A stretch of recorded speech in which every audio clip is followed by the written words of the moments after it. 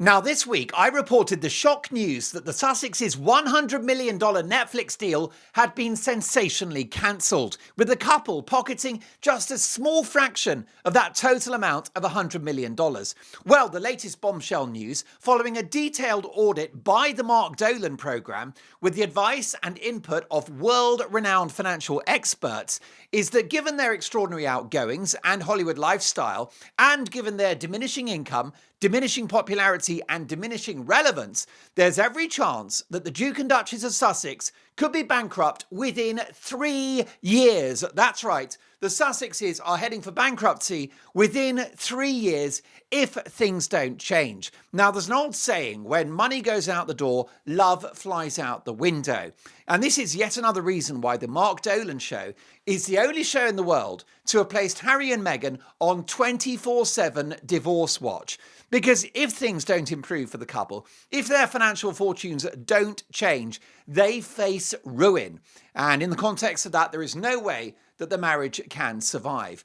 And in another bombshell development, one of the world's most respected royal journalists has suggested in an interview today that money is the motivating factor behind Prince Harry's decision to reach out to his father, King Charles. It's not about reconciliation, according to this top expert. It is about asking for more money. Why? Because Harry and Meghan are increasingly broke. Now, I've got the inside story on that. We'll get to it shortly. Meanwhile, the Rocket Man, Sir Elton John, steps in an effort to heal the rift within England's second royal family, the Beckhams, as their eldest son, Brooklyn, runs off with an American billionairess. That's a family at war, just as bad as the Windsors, and Elton John thinks he can fix it. Can he feel the love tonight?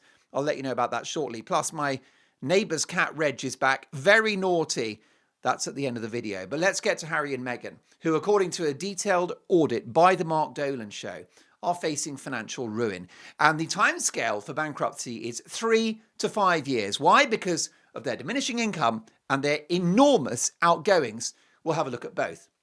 So let's crunch the numbers. First of all, the pair, let's be optimistic, they are worth in the region of $60 million. Of course, that's money that only you and I can dream of. But, of course, most of that money was not earned by the couple. Most of it is thanks to royal patronage, thanks to Harry, who was born with a silver spoon in his mouth and who won the womb lottery by being the son of Princess Diana. I mean, don't get me wrong, I won the womb lottery, Mrs. Dolan, the perfect mother, and what a womb, my dear mother. But certainly no great financial gain from my DNA. But Harry, born a rich and privileged man, and born a famous man as a result of his father being King Charles and his mother, the late Princess Diana. So Harry inherited $10 million from Diana at the age of 25. $10 million straight into his back pocket. Nice work if you can get it, without, by the way, having lifted a finger. So that's $10 million from the late Princess Diana. Then the Queen Mother's Trust. Now, the Queen Mother, not everyone knows about the Queen Mother, but what a remarkable lady. She was Queen Elizabeth's mother. She was known as the Queen Mother, and she was totally heroic during the Second World War. She was the one that went down to Blitz-ridden London. The Blitz was basically a bombing campaign on the part of the Germans, which impacted many great British cities, including Birmingham, Coventry, other parts of the North, the Midlands, and the capital city, London, was bombed to smithereens. That's why so many buildings in London are modern, because half of London was flattened by the Germans. No wonder Brexit happened. Okay, careful. So, Queen Mother, she was quite pioneering because she insisted that the royal family should go down to the complete carnage that was playing out in London. And there is an iconic photograph of her stepping around the rubble. Now, this wouldn't be expected. This was, the 1940s. You wouldn't expect the Queen Mother to be doing such a thing, but she was quite down to earth, and she understood that the royal family must have an umbilically close relationship with the public, especially at their time of need, at a time of war.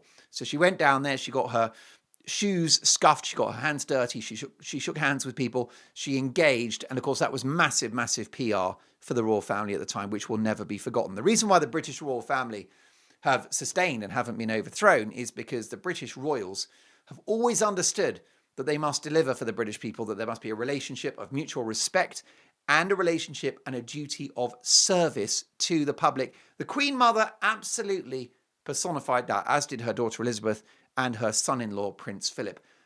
Her great-grandson, Harry, not so much. Okay, so the Queen Mother, a wonderful lady, by the way, she loved horse racing and she drank gin and Dubonnet. She put it away. The Queen Mother, she liked to drink, and why the heck not? Anyhow, so she was a great lady. She gifted Harry $10.5 million, which was redeemed on his 40th birthday, which is September of last year.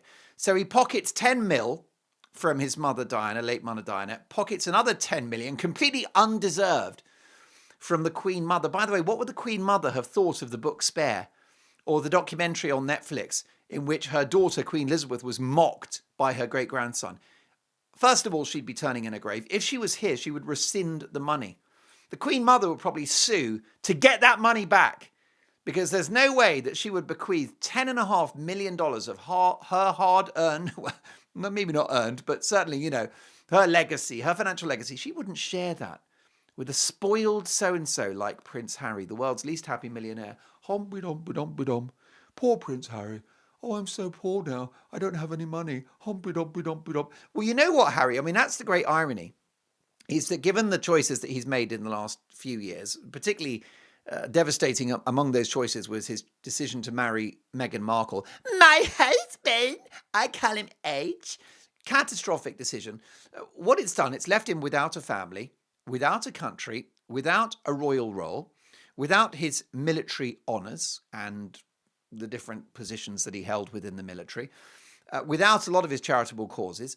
He's lost all of that. He's lost his British mates as well, who can't stand him because Meghan's so woke. I was just rereading that brilliant book by Tom Bower, Revenge. And Meghan was introduced to Harry's mates at a couple of things, including a shoot when, oh dear, God forbid, they actually did a bit of hunting. Can you imagine? Meghan didn't like that, and she didn't like their outrageously politically incorrect jokes. And on the way home from one particular gathering of Harry's mates and Meghan, they went, oh my God, what is going on with that woman?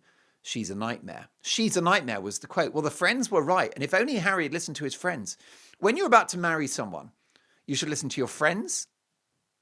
You should listen to your gut instinct. You should possibly listen to some colleagues. They've always got a valuable thing to say. They're quite neutral, aren't they? Colleagues don't have skin in the game. And do you know who you should listen to? You should listen to your parents, because they're always right, especially your mother, Mrs. Dolan. She's always right. And I did win the womb lottery. What a womb, let me tell you. So I wouldn't change a thing. The Queen Mother bequeathed them $10.5 million, right? Completely not deserved. And so he's got all this cash piled up from having done no work at all. That's fine. But the Queen Mother, by the way, she would want that money back. I'm very clear about that. But anyway, she's gone and he's got it. He's a lucky man. We don't know how much Meghan inherited, but she made around $5 million from Suits. But ignore that figure of $5 million because this is Hollywood we're talking about here. Okay. And you've got agents and you've got managers and you have the small matter of the tax man. So if she's lucky, she'll have half of that and probably less. So we're probably looking at $3 million from Suits. That is it, folks. That is it. So those are the savings. Let's have a look at their income stream. So this is the basis upon which the Mark Dolan Show conducted a detailed audit of the couple's finances, which predicts that they could be bankrupt. The time scale is 3 to 5 years if things don't change. And why should they change? The couple are as unpopular as ever. They're more unpopular. The comedy show South Park is mocking them. Even Oprah, their dearest friend, is now teasing them about their ridiculous royal surname. So things won't change. And that's why divorce Beckhams for sure, but bankruptcy is a real risk. So let's have a look at the income. So the Netflix deal was valued at $100 million over 5 years, 2020 to 2025. But the performance of those shows has been disastrous. All you had that did well was the documentary in which they spilled the beans about the royal family. It was a kiss and tell, and that's when they cashed in. With Love, Meghan, a complete flop. And Polo, Harry's very boring documentary about, guess what, Polo, again, just non-existent. So that's really bad. So according to industry experts who know TV inside out, they pocketed around $15 million out of the $100 million. Because that $100 million it's fake news. It's fake news, really, because $100 million, first of all, that would require extraordinary performance of all the shows, a lot more productions. And that 100 million is a production cost as well to actually make the shows. Don't forget, With Love Meghan had 80 producers. You could have given her 8,000 producers and it still would have been terrible. Don't you know? I'm not Meghan Markle anymore. I'm Meghan Sussex.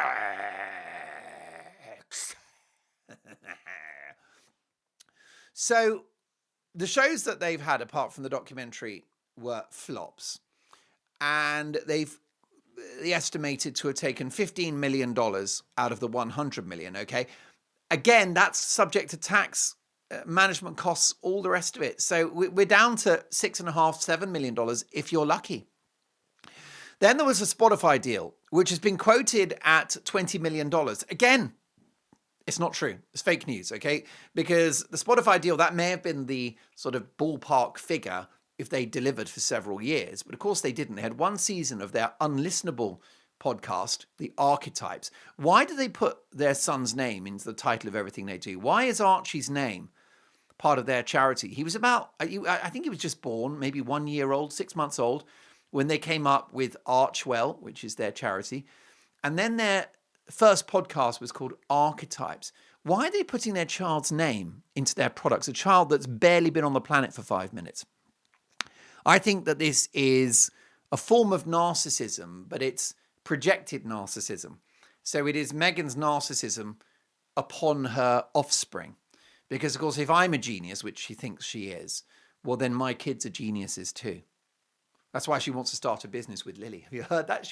She's decided that she wants to start a business. When did Lily have any input on that? How old is Lily? She's 4 or 5 or something. Did she have any say in this? Apparently she's been an entrepreneur with her mother. If I was Lily, I would run for the hills because Meghan is a failed businesswoman that actually hemorrhages cash, which we'll come on to. Don't do it, Lily. Lily, there's a lot of things Lily might lose. She might like to be an astronaut or an engineer. That's very possible. That's what Lily could do. You should never use a pen to clean your ear. I'm so naughty. Do you know what I also do? You know the cotton buds? You know those things that I think the Americans call them Q-tips, which I thought was a drug. Just say no, folks. The drugs don't work. Oh, the drugs don't work.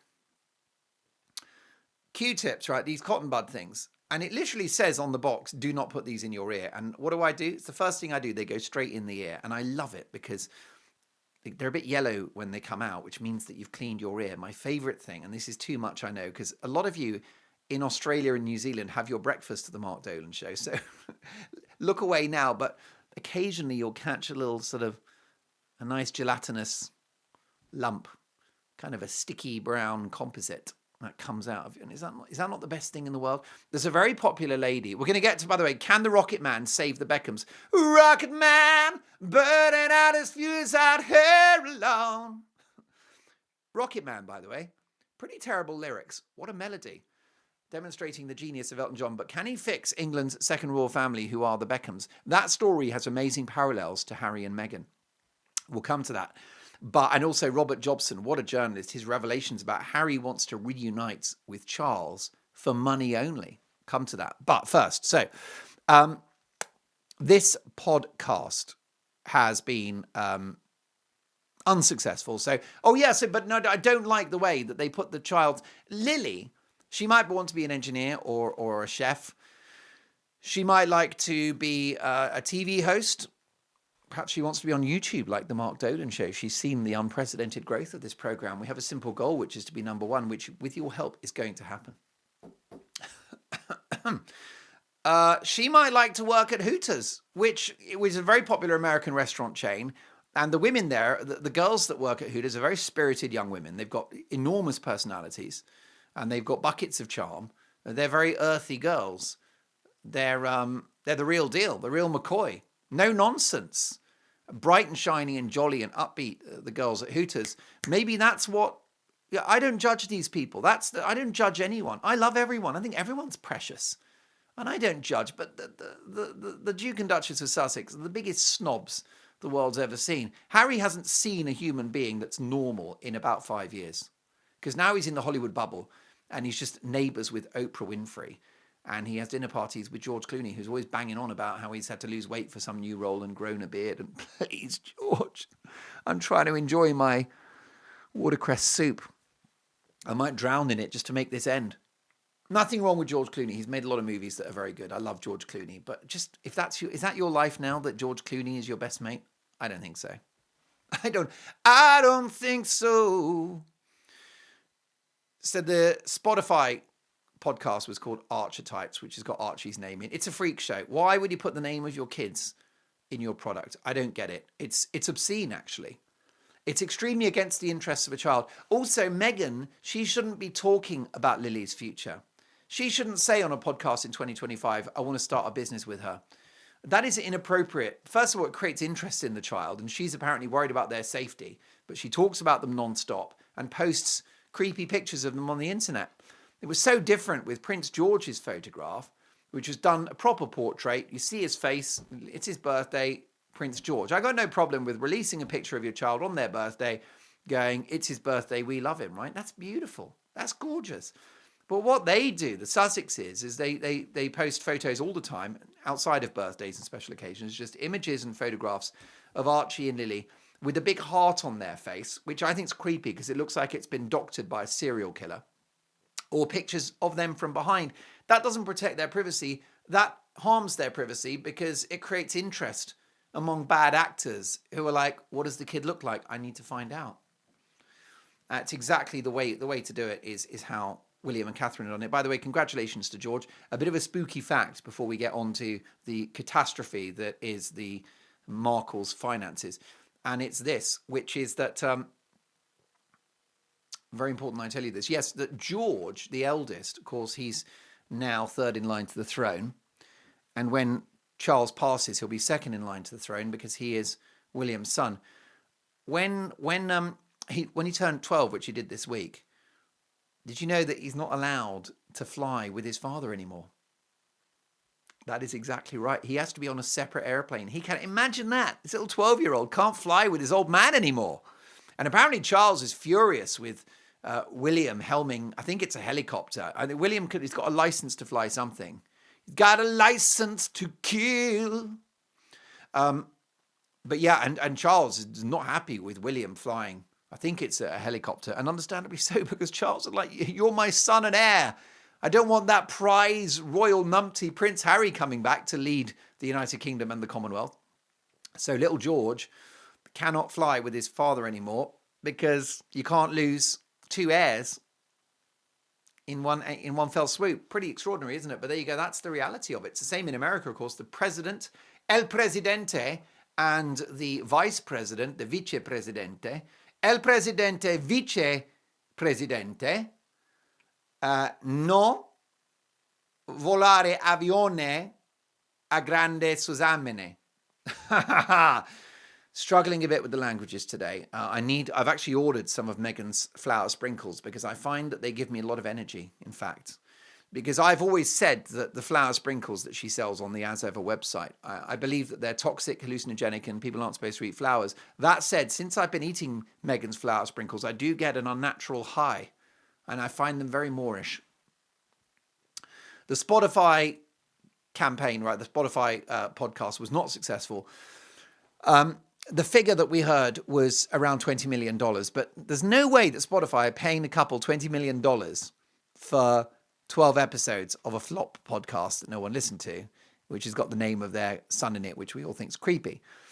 So insiders estimate that they will have, if they're lucky, picked up around $5 million from the Spotify deal. But after costs, producers, all the rest of it, studio fee, and of course taxation, you're looking at closer to $2 million. Yikes! Do you see the pattern here? Then you got Harry's memoir Spare. Now that was a definite cash cow, $20 million in his back pocket. But again, chop that in half for royalties and management fee, plus the person that wrote it. I don't know who did write Spare. It wasn't Harry. Harry didn't write Spare because he doesn't do sentences. Harry's not a great thinker, let me tell you. He is a couple of roses short of a flower bed, that boy. So someone wrote Spare. I mean, jokingly, I've said that Meghan wrote it. Well, Meghan certainly proofread it and injected stuff into it. There's no doubt about that. But it was actually, although I've read it several times and it gives me nausea every time, I will say that it's quite well written. Proof that Harry didn't write it. It's well written. So there's a ghostwriter. So what you're looking at there is a very leading, experienced journalist who's written it for them. Of course, they get no credit whatsoever. Harry gets the credit. But whoever did the ghostwriting, a ghostwriter is someone that writes a book for you and your name is on the book. And the ghostwriter will take 20%, especially if they're good, if they're worth their salt. So how much of the money from Spare actually, do they pocket? Also, to be fair to Harry, I think he gave $1 million from Spare to charity, which I really respect. And so well done, Harry, for that. But what it means is it's not really 20 million anymore. What is it with deductions and costs? It could be 5, 6, 7 million. It hasn't got the same ring to it, has it? Then you've got Meghan's children's book, The Bench, which earned less money than if I put this tie on eBay. It is how much should I put this tie on eBay? By the way, I've had a lot of requests for merch for the Mark Dolan Show, and we're going to work on that because I think merch will be fun. I want to do some My Husband t-shirts and mugs. A lovely lady from Scotland has actually offered me. She's made a My Husband mug, which she's going to send me, which is a lovely thing. But I might start selling My Husband mugs. It's a mug and it simply says, My Husband on it. Might get some t-shirts with a picture of Thomas Markle and just the sound effect. Tew, tew. If you don't know what that sound effect is, I recommend you catch some previous episodes of the Mark Dolan Show to find out why this sound tew, tew, represents the current circumstances of Thomas Markle, Meghan's father. By the way, speaking of catching up on other episodes, we've got so many new viewers and it's thrilled to have you. I've got so many messages in the comments saying I'm new to the show and I'm enjoying it. Well, thank you, because we are growing. And I think you'll agree, the folks that have been with me since day one, would we agree that everyone is welcome? That this is a lovely broad church and we're going to have so much fun together as a big old family, a family which is growing. So Meghan, the tie. I must tell you about the tie before I get to Elton and also the final killer figures for Harry and Meghan and their bankruptcy. This tie is pink, and I will say that it's only the best for you. You wouldn't know it, but I make an effort with the show in every single department, including sartorially. And I really like this tie. I don't know what you think. Let me know in the comments. But I found it in a thrift shop, a secondhand store, a charity shop, and it was very cheap. Maybe like $3, which is great, but it had a stain on it. So I thought, well, that's no problem. I'll take it to the dry cleaner. I know a very good dry cleaner. And I took it to him. And just before my US road trip, I went to collect the tie. I was going to wear it for maybe the last Mark Dolan show before hitting America. And he said, I'm so sorry, but the tie is still stained. And he showed me the stain was still on there. So I thought, well, there you go. I've just wasted $3 and I've wasted the cost of the dry cleaning, which, by the way, is more than the tie. I think the dry cleaning is like $10 for a $3 tie. Make it make sense, but it's because I like the tie. Because dry cleaning is not cheap, is it? Hasn't it gone up? Dry cleaning. I tried to dry clean as little as possible because it's so expensive. But anyway, they're lovely people. They're very good at what they do. I think their costs have gone up. I think energy costs and the chemicals, the materials is all very, very, very costly. Very, very costly. So it was dirty. The tie was dirty and it was still dirty. And I said, don't worry about it. Look, thank you for trying is what I said. Thank you for trying. Thank you for being a friend. And he said, no, hold fire. He said, this is a project for us. Leave it with me. I'm going to dry clean it several more times and I'm going to get out that stain. Because it wasn't oil. It was some kind of solvent. God knows what the owner of this tie was up to. Maybe they were high on something like Harry back in the day. On the jazz cigarettes. So what we did is he said, you're going away for 3 weeks, no problem. He said, I'll attack this tie in your absence and then pick it up when you're back and hopefully I'll have it clean for you. Well, I picked it up today following my US road trip. All the videos are online. Do check them out if you're new to the channel. And I have got this pristine tie now, which I'm very, very happy with. It's got a nice tone to it. But well done, the dry cleaners. There you go. Anything's possible. So Meghan's book, children's book, made, 11 cents. You got public speaking. So this is through the Harold Walker Agency. Harry gets $1 to $1.5 million per event. But let me tell you, there have been no events in the last couple of years. No one's paying that for Prince Harry because he's a laughing stock. So that is a nominal fee that he's not getting. He's got a couple of corporate roles. So first of all, he used to be at Better Up, which is a workplace business strategy, all that stuff, all that nonsense. That was $1 million a year, but wait for it. I've done a deep dive on this. Current status of Harry within the company, unclear. He's left. He doesn't work for Better Up. He's not, there's nowhere to be found. He doesn't mention Better Up. They don't mention him. That's gone. Why? Because it probably sank their value rather than grew it. So that's a disaster because it's over. Then you've got Meghan's As Ever company, which is the first company in history with no products. So they sold out after 11 minutes, apparently, because there were 3 jars of dusty jam that no one wanted with Meghan's eyelashes inside and chunks of her hair. And that's fine. That was unsuccessful. And there's been no inventory since. So that's over. Second season of the Confessions of a Female Founder podcast, Meghan's podcast, is not coming. There's no second season. That means it's unsuccessful. If there isn't a second season, it's over. She tried to pretend that she wasn't ready to do season 2. Well, if someone paid her $1 million, let me tell you, she'd be ready, but there's no audience for it. So, and then of course, Meghan's acting career is over. The only money that Meghan's got is post-divorce. When she divorces Harry, then she will do the book and she'll make a fortune, as I mentioned in a show 2 days ago. But right now, as a couple, they do not have any money. Then there was talk of Harry's Travelist. You know about this environmentally friendly travel firm? And I did say to you guys, that is one business venture. Fair enough. He's got that up and running. It's an eco-friendly travel business. And I thought, okay, well, I don't think you can travel and be environmentally friendly. Okay. And I'm not the only one, because the company's been hugely criticized by environmental campaigners, including Greenpeace, who said that Harry's company failed to include non-CO2 effects, such as something called contrails, in their calculation about environmentally friendly travel. So Greenpeace has said, sorry, this business model stinks. It's not environmentally friendly at all because you're not being honest with the figures. And other critics said that TIM emissions model initially underestimated flight impact. So they're underestimating the carbon footprint of flying, and they're not mentioning other non-CO2 effects on the environment. The initiative has been criticized for vague deliverables, being heavy on buzzwords, but light on tangible impact. Critics question what Travelist actually delivers beyond awareness. Well, there you go, because they've employed Prince Harry, and all he's got is platitudes. He doesn't do anything. It's just what we would call in the United Kingdom a talking shop. But talk is cheap. Anyway, so I was trying to be positive about Travelist. But you want to know the kicker, right? This is the one venture that Harry's got that seems to have legs, right? It seems to have, there's people investing in it, right?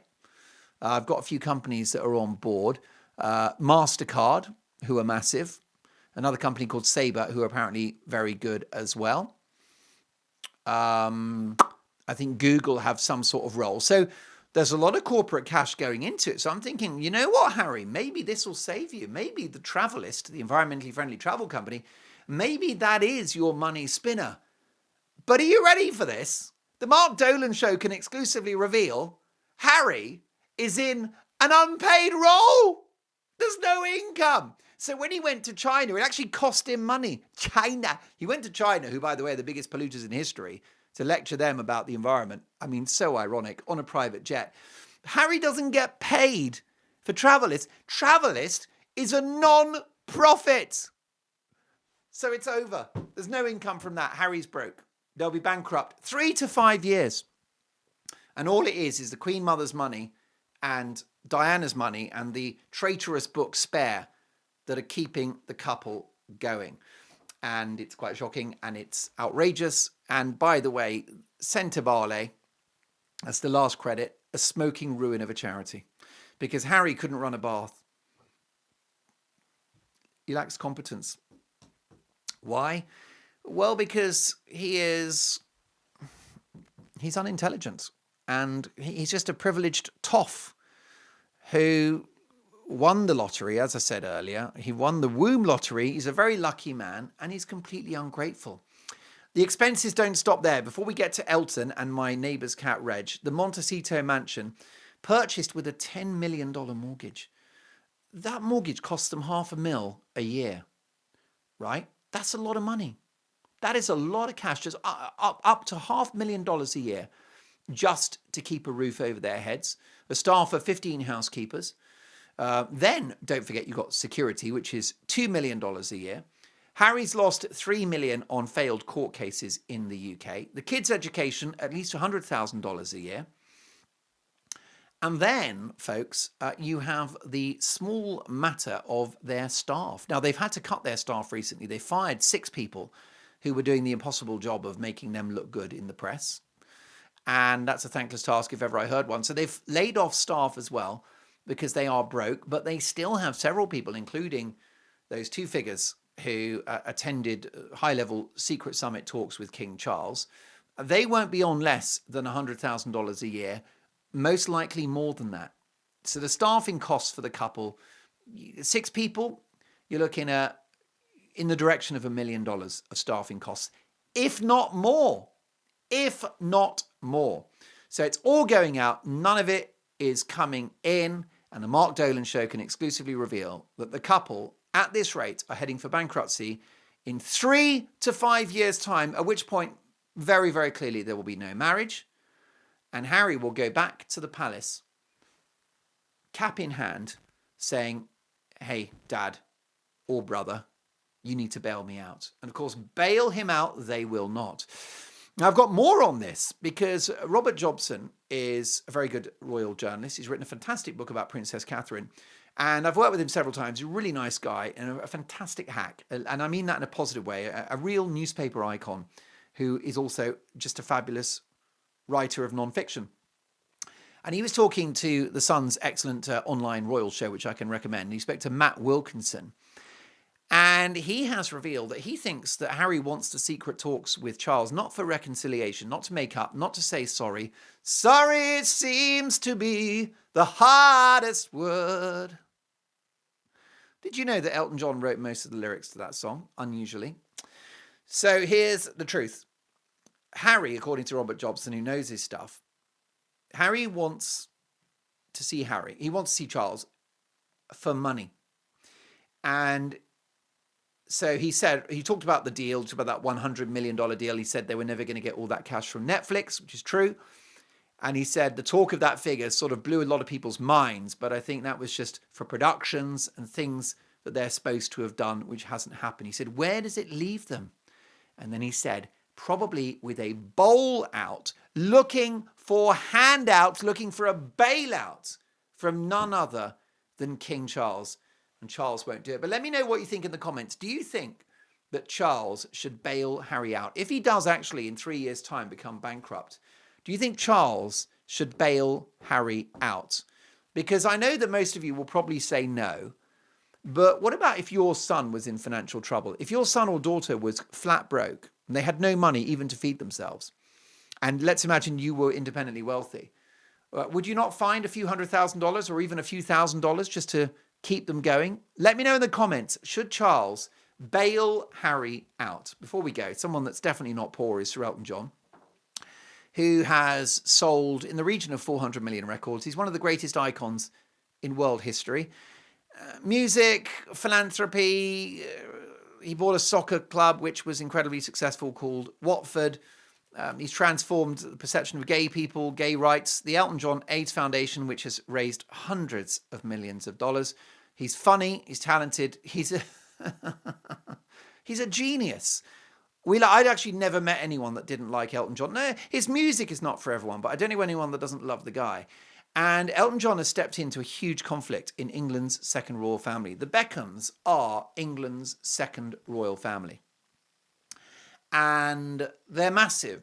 David and Beckham are world famous. Of course, Victoria was a Spice Girl. She sold 50 million records with the Spice Girls, who were one of the few bands in recent years to break America. She's brilliant, Victoria Beckham. She's got that amazing pop career and sold all those records, made all that money as a singer. She then goes into fashion and she has the Victoria Beckham fashion house, which is really successful. I will say, I know that the press reports are that David bails her out and the company loses money. Can I just pull rank on that? First of all, in fashion, it's about status, it's about image, it's about profile. And the Victoria Beckham brand has huge profile, huge respect from the top magazines like Vogue and Elle and all the rest of it. Her stuff is on the catwalk, London Fashion Week, the Paris Fashion Show, New York Fashion Show, all of that. She is there on equal footing with Gucci and all the rest of it. So she's got the professional credibility. Yes, the business model is hard, but don't forget, Amazon. I think Amazon didn't make money for about the first decade of its existence. And now, of course, it's created the richest man in the world, which is Jeff Bezos. So the brand has huge value. She could just sell the thing and it would be worth a lot of money. So yes, she does challenge with the operating profits, but the clothes are stunning. The clothes have respect and industry credibility, and the designs and the cut and the color and everything else. She's an elite, a total elite fashion person. She's been in that space for, 15, 20 years now? I'm sorry, but I hate to get so aggressive about it, but I consider her to be very successful in that field, which is a hard field. And I suspect there is a way to profitability for Victoria. But look, she's trying, isn't she? At least she's got some product, unlike the As Ever brand that Meghan reckons she sold out after 11 minutes. My husband! Oh, look, we sold out of everything. And Harry's like, no, we just sold out the family, actually. Humpy-dumpy-dumpy-dump. Wouldn't it be good if he dropped her a few truth bombs? That wouldn't hurt, would it? So she's got that incredible career. Then you got David, who was an incredibly successful soccer player at Manchester United and all the other big clubs, Real Madrid, played in the United States. He's the owner of a massive soccer club in Miami. He played in Los Angeles with the main soccer club there. So the guy's had, in business, in sponsorship, in actual playing soccer himself, an ambassador. He represents Britain. He's now Sir David Beckham. He's had the perfect career and he's still young and he's still handsome. And I love the guy to bits. So they are incredibly accomplished. And they've done so much for their 4 children, including Brooklyn, who is the eldest. And his net worth is $10 million because of his dad. But what's happened? He's done a Prince Harry. He married a social climbing American woman called Nicola Peltz. And she's now made him, he's turned against his family since they got married. He's left the United Kingdom and he won't speak. He won't speak to his mother and father and sister and brothers. Does that sound familiar? It's the Meghan effect. And this time it's Nicola Peltz Beckham, who is the daughter of Nelson Peltz, who is an American billionaire financier who has invested in a lot of companies, including Harry's favorite burger chain, which is Wendy's. Harry loves the Wendy burger. Meghan admitted recently in an interview that she often can't be bothered to cook. She gets a takeout. And it's my understanding that Harry's favorite outlet is the Wendy burger. He loves the Wendy's. I don't know if it's a connection with Wendy herself, who also has red hair. It could be a connection. You tend to like people who are like you, don't you? It's a sort of, I think it's a primal thing. It's a survival instinct, sort of pack mentality. He wants to be with other freckled folk. And Wendy would be, of course, a great example of that. But he loves the Wendy burger. And in particular, I'm told, although this is speculation, the Baconator is his personal choice. But that's I can't stand that one up in court. So they run off, and Harry, obsessed with Harry. David turned 50 and became a Knight of the Realm, the greatest honour you can have from the king. No messages from Brooklyn, his son, who's worth 10 million thanks to his dad. And also, his 50th birthday and Father's Day as well, no message. Meanwhile, the other kids, the 3 sons and the daughter, are so loyal to David and Victoria. So Elton has commanded Brooklyn. So Elton is very close to David and Victoria. And Elton is Brooklyn's godfather. Elton is Brooklyn's godfather. So Elton goes to the south of France every summer because he's got an amazing villa there. Earned for by amazing songs like Blue Eyes, Baby's Got Blue Eyes. And I side her tight, I'll be far away. And I say, blue eyes laughing in the sun, laughing in the rain. Baby's got blue eyes, and I am home again. Dang, dang, dang, dang, dang, dang, dang, dang. And it's got a pretend end bit and it starts again. Blue Eyes, by the way, written by a good friend of mine, Elton John and Gary Osborne. It's not a Taupin lyric.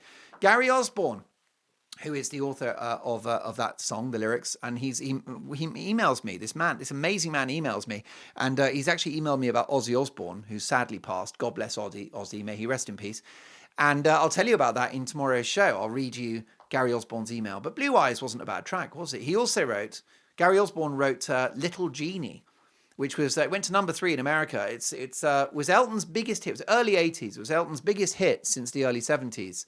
Oh, little genie, you got so much love. We haven't got time for this now. I've used up a lot of the Elton back catalogue in today's show.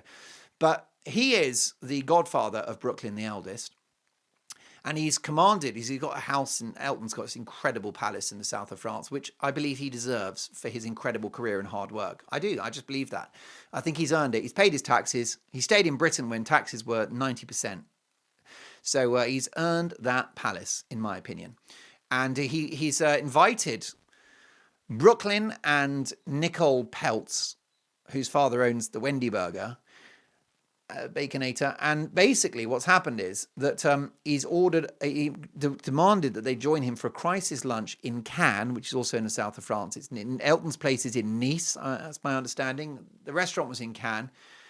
And he basically is trying to knock some sense into them.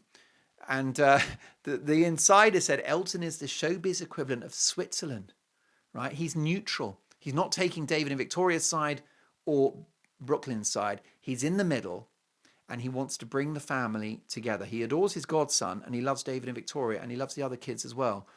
Elton wants everyone to be happy.